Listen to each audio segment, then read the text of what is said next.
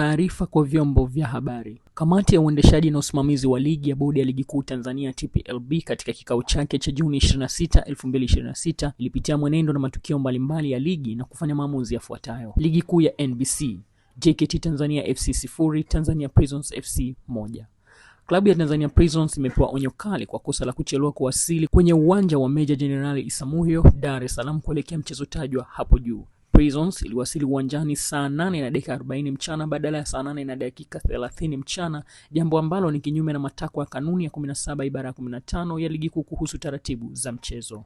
Adhabu hii ni kwa mujibu wa kanuni ya 17 ibara 62 ya ligi kuu kuhusu taratibu za mchezo. Klabu ya Tanzania Prisons imetozwa faini ya shilingi milioni 5 kwa kosa la wachezaji wake kuonekana wakifanya vitendo vilivyoashiria imani za kishirikina kuelekea mchezo tajwa hapo juu. Wachezaji hao wakati wa kwenda kupasha misuli joto warm up, waliingia uwanjani na kumwaga vitu mbalimbali walivyokuwa navyo mkononi, na baadaye walijikusanya katikati ya uwanja na kupasua mayai. Adhabu hii ni kwa mujibu wa kanuni ya 47 ibara ya kwanza ya ligi kuu kuhusu udhibiti kwa klabu. Pia klabu ya JKT Tanzania imetozwa faini ya shilingi 500,000 kwa kosa la wachezaji wake 6 kuonyeshwa kadi za njano katika mchezo tajwa hapa juu.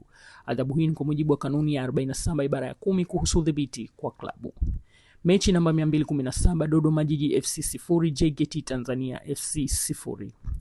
Wachezaji Edson Katanga wa JKT Tanzania na Agostino Nsata wa Dodoma Jiji kwa pamoja wamefungiwa michezo mitatu na kutozwa faini ya shilingi milioni 1 kwa kosa la kupigana kwenye mchezo tajwa hapo juu. Adhabu hii ni kwa mujibu wa kanuni 41 ibara ya 5 ibara ndogo ya 5.2 kuhusu udhibiti kwa wachezaji. Mechi namba 220, Fountain Gate FC 0 na Mashujaa FC 1. Klabu ya Mashujaa imetozwa faini ya shilingi milioni 5 kwa kosa la wachezaji wake kuonekana wakifanya vitendo vilivyoashiria imani za kishirikina kuelekea mchezo tajwa hapo juu.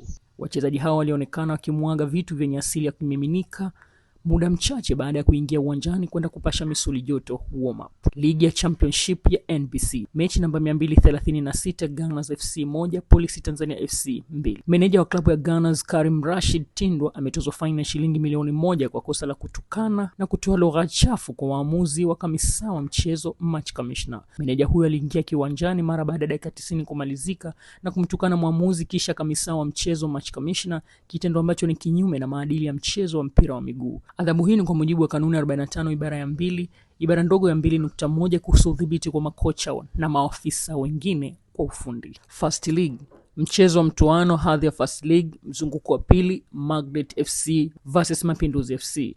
Klabu ya Mapinduzi ya mkoani Mwanza imepoteza hadhi ya kuingia hatua inayofuata kusalia First League kwa kosa la timu hiyo kushindwa kufika kwenye uwanja wa TFF Center Kigamboni, Dar es Salaam, ambapo mchezo huo ulikuwa ufanyike bila sababu ya msingi na zinazokubalika, hivyo kusababisha mchezo huo kushindwa kufanyika. Sambamba na adhabu hiyo, Mapinduzi FC imetozwa faini ya shilingi milioni 2 na kutakiwa kulipa fidia ya maandalizi ya mchezo huo. Pia kaimu mwenyekiti wa klabu ya Mapinduzi Bwana Baraka Kitaya Munanga amefungiwa kwa kipindi cha miezi 12 kwa kosa la klabu yake kushindwa kufika uwanjani. Adhabu hizi ni kwa mujibu wa kanuni ya 31 ibara ya kwanza ibara ndogo ya 1 ya 2, 1 ya 5, 1 ya 6 na 1 ya 7 ya First League kuhusu kutofika uwanjani.